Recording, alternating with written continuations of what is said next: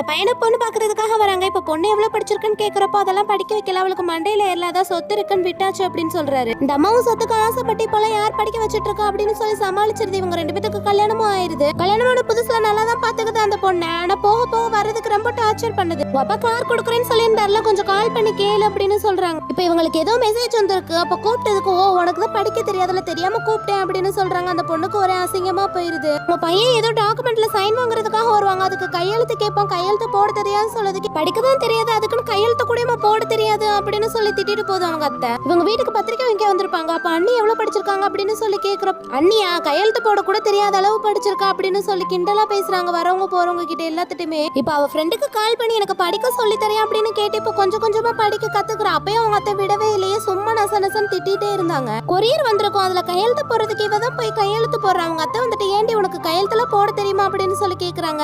கத்துக்கிட்டே அத்தை அப்படின்னு சொல்லுமே. ஆமா பாரதின்ற 3 எழுத்து கத்துக்கிறதுல ரொம்ப பெருமை வேற அப்படின்றாங்க. ஏதோ லிங்க் தொட்டு 50,000 ரூபாய் லாஸ் ஆயிடுது. அவங்க பையன் கிட்ட போயிட்டு பாரதி தான் போனை வச்சிருந்தா அப்படின்னு சொல்லிட்டு அந்த பொண்ணு திட்டு வாங்க வைக்கிறா. இவ வேற வழி தெரியாம அவங்க அப்பாக்கே போன் போட்டு அழுகுறா. அவ படிக்க தெரியாதுன்னு சொல்லிட்டு எப்ப பார்த்தாலும் மட்டன் தட்டிட்டே இருக்காங்கப்பா, நான் அங்கேயே வந்துடுறேன் அப்படின்னு. இவங்க ஹஸ்பண்டுக்கு ஆபீஸ்ல இருந்து ஒரு கால் வந்திருக்கும். அதுக்கு இவ தான் எடுத்து பேசியிருப்பா. அவங்க ஹஸ்பண்ட் உடனே உனக்கு ஒரு மேனஸ் இருக்கு அப்படின்னு கேட்கவுமே எனக்கு மேனஸ் இல்ல, வீட்டுக்கு வந்த மருமகளை இப்படிதான் உங்க அம்மாவை நீயும் ட்ரீட் பண்ணுவீங்களா, பொண்ணு பார்க்க வரப்ப எனக்கு படிக்க தெரியாதுன்னு சொல்லியிருந்தாங்க. அப்ப எனக்காக கல்யாணம் பண்ணல, என் சொத்துக்காக தானே கல்யாணம் பண்றீங்க, நான் இங்க இருந்து போறேன் அப்படின்னு சொல்றா. இவங்க நாங்க ரொம்ப பண்ணது பெரிய தப்பு தாமா அப்படின்னு சொல்லி மன்னிப்பு கேட்டு இப்ப 3 பேர் ரொம்ப ஒத்துமையா இருக்காங்க.